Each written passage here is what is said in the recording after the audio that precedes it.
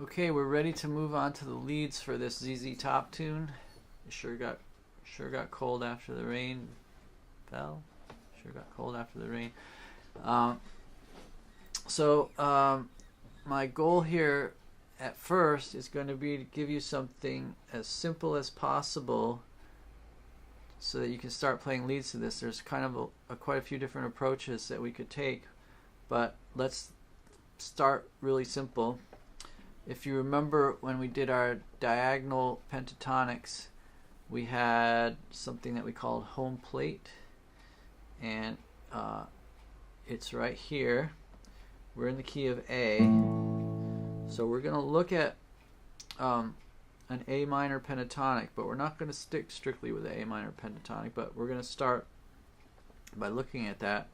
So this home plate is going to be right here, starting with the second finger on the 9th fret of the 3rd string. Then we're going to have first finger, 8th fret, 2nd string, 3rd finger, 10th fret, 2nd string, first finger, 8th fret, 1st string, 3rd finger, 10th fret, 1st string. So we're going to have 5 notes. There's our pentatonic scale. The root here is A, and it's right in the middle of these notes. We got A, 2 notes above, 2 notes below, and we could come back to A. Now the thing is, this starts on an A major chord. So what the ZZ Top guy does is, the whole thing about blues, you're going to be going between the 1 chord A and the 4 chord D, and back to the 1 chord A, but it's got a 7th on it now. So there's 2 things that make the blues, well, at least 2 things. Two of the things that make the blues sound bluesy is, musically speaking, is one of them is having the 7th on the 1 chord. So you have an A major, but you don't have an A major scale, because in an A major scale you'd have a half step between 7 and 1, and you'd have a G sharp in that scale. But you have a G natural. That's the 7th that makes the A into a dominant 7th. So that's one of the things that creates the bluesy sound. So this is similar to a Mixolydian scale that has a flat 7. We're not going to use the whole Mixolydian right now. We're just going to use this A minor pentatonic. But when we're on the A, okay, now this note C is a C natural. It's not really part of, it is not part of the A major chord. In fact, we should have a C sharp. And what they do is play with that that flat 3rd and bend it up to the C sharp. So we're actually playing a C sharp, we're bending close to it, but sometimes we're not fingering it on the actual fret of the C sharp, we're fingering it on the C and bending it up. Or you could fret it on the C sharp. So if we take our pentatonic and alter it a little bit to include the C sharp instead of the C natural,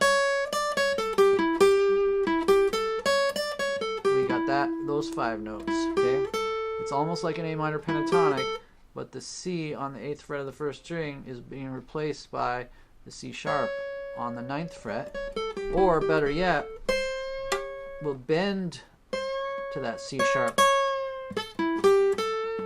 Okay, so one of the things that makes the blues sound blues, like I said, is the flat 7 on the 1 chord. The other thing is on the 4 chord, making this D into a D 7th. It's actually, technically speaking, a D sharp 6, but we won't get into that theory of that right now. But so if we wanted to call this C note a B sharp, we could. It might make sense because it's going to lead up to the C natural often times. I mean, up to the C sharp.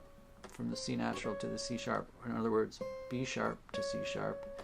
B sharp being the same note as C natural. Okay, if that flew by you, then don't worry about it.